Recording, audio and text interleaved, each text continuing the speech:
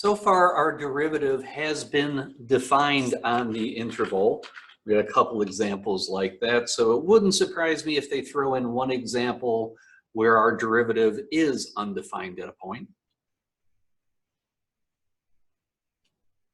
So if we go ahead and take the derivative of x to the 2/3 power, that is going to be 2/3 x to the 2/3 minus 1 negative 1/3 power, which I'm also just for convenience and illustration right like that. Now,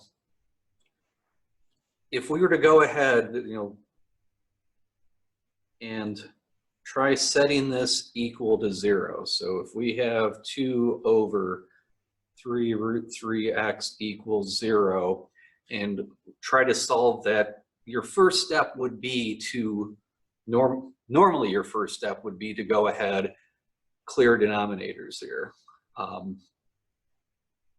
And if you did that, you just have 2 equals 0. That's telling you that there is no solution to that. There is nowhere that the derivative is equal to 0.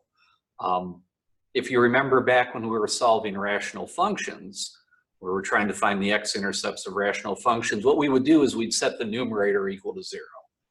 And 2 doesn't have, 2 equal to 0, there's no variables there, there's nothing to solve. Again, they're telling us that this has no solutions. However, there is somewhere on this interval where this is undefined. And it is undefined at x equals 0. So we'd find any solutions to where the derivative is equal to 0. If there are any, there might not be any. There might be one. There might be several.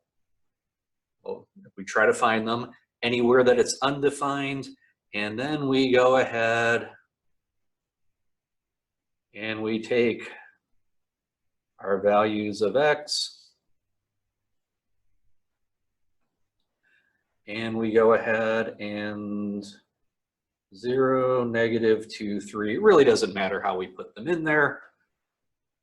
And now we go and evaluate them in our original function of x to the 2/3, and 0 to the 2/3 power is 0.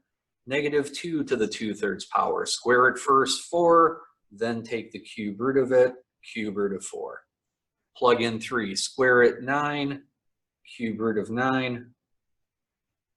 And if we were to get decimal versions, we would see that the cube root of 9 is bigger than the cube root of 4.